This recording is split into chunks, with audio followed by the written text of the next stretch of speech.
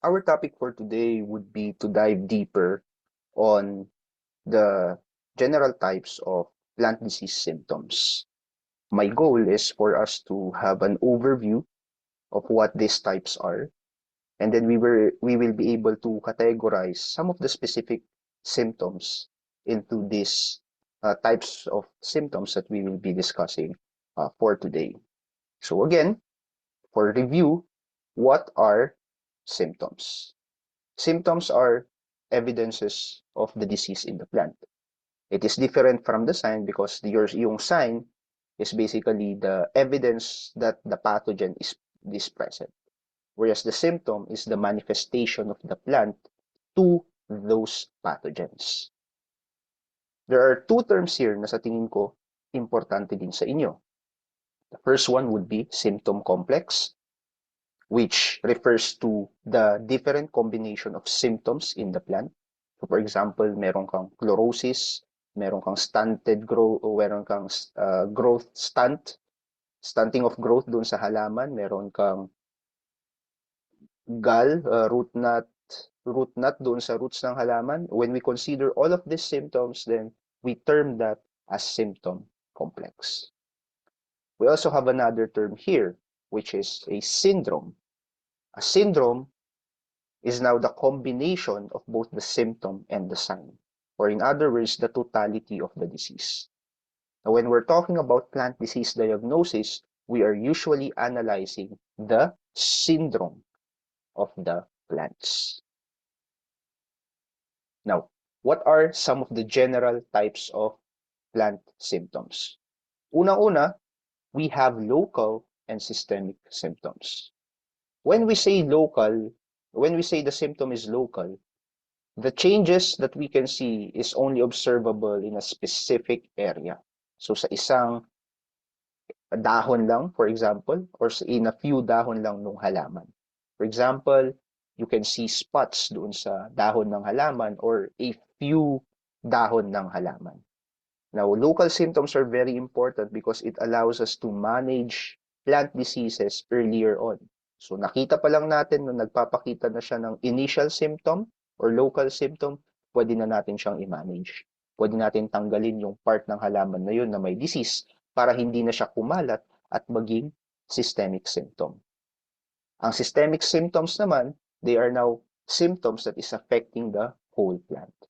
So probably kumalat na sa lahat ng dahon ng halaman or nag-cause rin siya ng sakit doon sa stem ng halaman, sa roots ng halaman.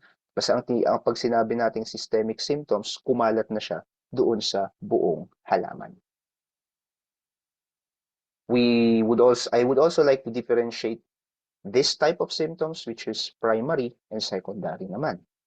When we say the symptom is primary, it is the direct result of the pathogen on that specific organ. So si pathogen, ang entrance niya is on a specific organ of your plant. So for example, umentrada yung nematode mo doon sa root ng iyong cabbage. So nagkaroon ng clubroot yung iyong cabbage. Nagkaroon ng abnormal growth doon sa roots ng cabbage mo. Yung nematode na yon causes a primary symptom to the roots of your cabbage. So it's a direct result to the roots kasi yun yung in-infect niya initially. Ngayon, syempre, kapag naapektuhan yung roots ng cabbage mo, that would not just affect yung roots, but the entire plant itself, right?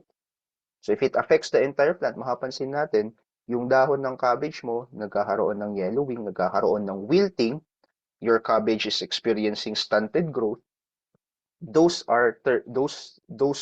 symptoms naman are considered as secondary symptoms, which is the effect or not directly on the infected area, but on other distant and uninvaded organs of your plants. Those are secondary symptoms. We can also differentiate it into microscopic or macroscopic. And as the term suggests, kapag sinabi nating microscopic yung symptom, nakikita lang itong symptoms na to under the lens of a microscope. Okay? Because it is the symptoms in a cellular level. So here, for example, we can see that the Erwinia bacteria this one, is blocking your xylem, the red one. So kapag binablock niya syempre yung xylem, hindi yan nakakapag-transport ng water dun sa mga different parts ng halaman, therefore causing probably wilting. And yung wilting, yan yung nakikita natin with our own naked eye. And we term that as macroscopic symptom. These are visible to the naked eye habang naglalakad ka sa field, nakita mo na nag-i-exhibit ng abnormality yung halaman, pwede ka nang mag-conclude na may sakit yung halaman. And then to further investigate yung sakit ng halaman, you can actually do some microscopic diagnosis para makita ano ba talaga yung sakit ng halaman, what is happening to the cells of the plants, what is happening, ano yung nag-infect doon sa plant, although that is already a sign, para mas effective yung magiging control measure natin on that particular plant disease. Macroscopic symptoms can be categorized into two. We have pre-necrotic and necrotic stage. Again, when we say necrotic, para lang mas madali, gusto ko lang ilabas to. I just want this to be out there. When you say necrotic, it usually means death. Okay? Now, in the context of diseases, necrotic means the death of cells. So therefore, when you say the symptom is pre-necrotic, yan yung symptom na nagpapakita before magkaroon ng necrotic symptom. Pre-necrotic, before the death of the cell.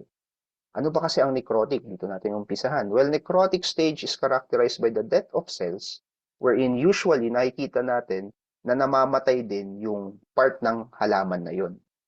So for example, blight.